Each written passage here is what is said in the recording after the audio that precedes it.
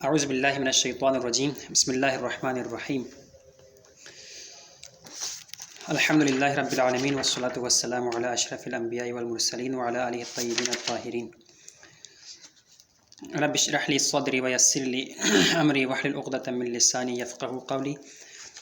اما بعد، کافی عرصے سے ایک موضوع پر گفتگو کرنے کا تقاضا ہوا پڑا ہے اور وہ ہے عدل، لیکن کافی مصروفیات کی وجہ سے اس پہ جو ہے گفتگو نہ کر سکا، لیکن آج میں چاہ رہا ہوں کہ اسی پر گفتگو کروں۔ تو عدل جو ہے ایک اسلامی موضوع اور جو کہ انتہائی اہم اور بلکہ آپ کہیں معاشرے کا قوام اور انسانیت کا قوام جو ہے اس کے اوپر ہے، اسی موضوع کے اوپر ہے۔ تو اسی موضوع پر انشاءاللہ گفتگو کروں گا، لیکن گفتگو میں جو ہے اپنی گفتگو نہیں کروں گا، میں انشاءاللہ روایات اور قرآن کے روح سے گفتگو کروں گا، اور گفتگو بھی روایات اور قرآن کو ہی پیش کر کے جو ہے چھوڑ دوں گا، اس میں کوئی تجزیہ میری طرف سے نہیں ہوگا، کیونکہ جو ہے ان میں جو ہے احادیث کے اندر اور قرآن کے اندر سوچنے اور سمجھنے کے مختلف زاویے ہوتے ہیں، سوچ سمجھ سکتے ہیں۔ تو میں ترجمہ کرتا جاؤں گا صرف آیات اور قرآنی آیات اور روایت کو پیش کر کے، کیونکہ زمانہ علم کا زمانہ ہے، اب ہر کوئی اپنے زاویے سے سوچتا ہے، اس حساب سے اس کو مطلب ملتا ہے۔ تو اگر میں صرف تجزیہ کروں گا تو یہ جو ہے میرا تجزیہ ہوگا، میرے زاویہ نگاہ سے اس کا وہ ہوگا، تو اس لیے زاویہ جو ہے آپ پر چھوڑتے ہیں، آپ خود جو ہے تجزیہ کریں، آپ خود زاویہ نگاہ سے دیکھیں کہ عدل کے بارے میں اسلامی تعلیمات کیا ہے۔ تو دیکھیں، قرآن اور روایات عدل کے اس سے تذکروں سے بھرا پڑا ہے۔ تو اب میں جو ہے کتاب میزان الحکمت جو کہ جو ہے نا آیت اللہ ریح شہری کی کتاب ہے، محمدی ریح شہری، اور اس میں انہوں نے مختصر کر کے مختلف موضوعات کے اوپر وہ اس کو ذکر کیا ہے، اسلامی مختلف مضامین کو، اخلاقی، عبادی، سیاسی جو مضامین ہیں انہیں ذکر کیا ہے۔ تو ان میں سے جیسے ایک عدل ہے، تو اس میں چھوٹی چھوٹی احادیث جو جتنے بھی عدل کے متعلق احادیث آئی ہیں ان کو باقاعدہ ترتیب دے کر، عناوین دے کر، موضوعات دے کر جو ہے باقاعدہ اس میں احادیث کو نقل کیا ہے۔ سب سے پہلے انہوں نے دیکھی کتنے اچھے انداز میں عدل کا ٹائٹل دے کر، یہ جو ہے عدل کا ٹائٹل دے کر انہوں نے اس کے اندر روایات کو، عدل سے متعلق چھوٹی چھوٹی روایات کو اور قرآن کی آیات کو جن میں عدل کا تذکرہ آیا ہے انہیں جمع کیا ہے۔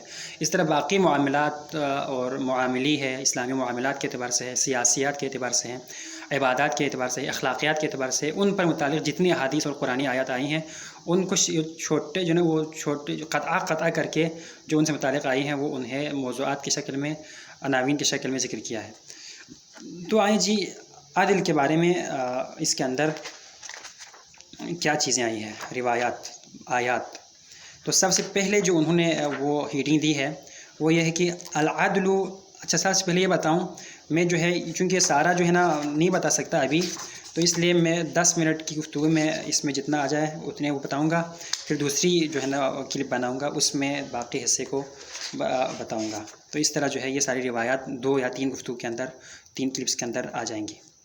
تو بسم اللہ الرحمن الرحیم، العدل اقوی اساس، یہ جو ہے ٹائٹل ہے کہ عدل جو ہے قوی ترین بنیاد ہے، قوی ترین بنیاد۔ اب کتاب اللہ میں، قرآن کی، اللہ تعالیٰ کی کتاب میں کیا آیا ہے؟ یا ایھا الذین آمنوا کونوا قوامین بالقسط، اے ایمان لانے والو، کونوا قوامین بالقسط، یعنی عدل کرنے والے، عدل کے لیے قیام کرنے والے بن جاؤ۔ قسط، عدل کے لیے قیام کرنے والے، کھڑے ہونے والے، تحریک چلانے والے بن جائیں۔ یہ آیت ہے سورہ نساء نمبر 135۔ اور دوسری آیت جو انہوں نے ذکر کی ہے، یا ایھا الذین آمنوا کونوا قوامین للہ شہداء بالقسط، اے ایمان لانے والو قیام کرنے والے بن جاؤ خدا کے لیے، شہداء بالقسط، خدا کے لیے گواہ دینے کے لیے قیام کرنے والے بن جاؤ، بالقسط، وہ بھی عدل کے ساتھ، عدل کے ساتھ خدا کے لیے قیام کرنے والے بن جاؤ۔ یہ 2 آیت انہوں نے چھوٹی چھوٹی پیش کی ہے۔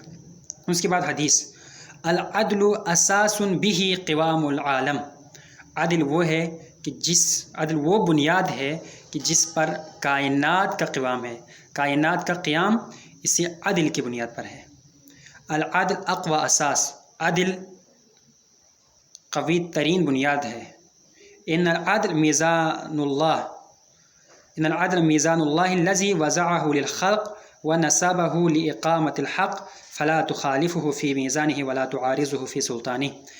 عدل جو ہے میزان اللہ ہے، خدا کی میزان ہے، خدا کا یعنی وضع کردہ ایک ترازو ہے، ایک ایسا ترازو ہے کہ الذی وضعہ للخلق، جس سے اللہ نے اپنے بندوں کے لیے، اپنے خلق کے لیے وضع کیا ہے، ونصبہ، اور نصب فرمایا ہے، یعنی ایسا ترازو جس سے اللہ نے اپنے مخلوقات کے لیے، اپنے خلق کے لیے نصب فرمایا ہے، تاکہ لاقامت الحق، تاکہ حق قائم ہو جائے، تو فلا تخالفہ فی میزانہ، بس اللہ کے میزان میں مخالفت نہ کرو، اللہ کے ترازو میں مخالفت نہ کرو، ولا تعارضہ فی سلطانہ، اور اللہ کے سلطان میں، اللہ کی بادشاہی میں اس کے ساتھ معارضہ نہ کرو، اللہ سے لڑو نہیں۔ اچھا، چوتھی روایت، جعل اللہ العدل قواما للانام، اللہ تعالیٰ نے عدل کو لوگوں کے لیے قوام کا ذریعہ بنایا ہے۔ قوام کہتے ہیں عربی میں، یعنی جس پر کھڑا ہویا جا سکے۔ وتنزیہا من المظالم والآثام، اور مظالم اور گناہوں سے پاکی کا ذریعہ بنایا ہے۔ تنزیہ آثام و ظلم و ستم اور گناہوں سے تنزیہ، پاکیزہ کرنے کے لیے اس سے اللہ نے عدل کو مقرر کیا ہے۔ وتثنیۃ للاسلام، اور اسلام کی عزت اور اسلام کی حفاظت کے لیے عدل کو مقرر کیا ہے۔ العدل قوام الرعیہ و جمال الولاد، یہ ایک روایت ہے۔ عدل جو ہے رعیت کی قوام کا باعث اور حاکموں کی خوبصورتی کا باعث ہے۔ رعیت کے لیے عدل قوام کا باعث ہے، اور جو حاکم ہیں، حکومت کرنے والے ہیں، ان کے لیے جو ہے یہ خوبصورتی کا باعث ہے، ان کے جمال کا باعث ہے۔ ایک روایت یہ ہے، العدل احلی من الماء یصیبہ الظمآن، عدل وہ میٹھا ترین پانی ہے جس سے پیاس بجھاتا ہے۔ سبحان اللہ۔ العدل احلی من الشہد، عدل وہ چیز ہے جو شہد سے بھی شیریں ہے۔ وَأَلْيَنْ مِنَ الزَّبَدِ، اور کھجور کے جو ذائقہ اور لذیذ ترین حصے سے بھی نرم ہے۔ وَأَطْيَبَ رِيحًا مِنَ الْمِسْكِ، اور مسک جو دنیا کے سب سے قیمتی ترین، سب سے بہترین خوشبو ہے، اس خوشبو سے زیادہ خوشبودار ہے عدل۔ العدل مألوف، عدل الفت ہے، مألوف ہے، مألوف الفت سے مألوف مفعول ہے یہ۔ والہوى عصوف، اور اس سے روگردانی کرنا عصف کا باعث ہے۔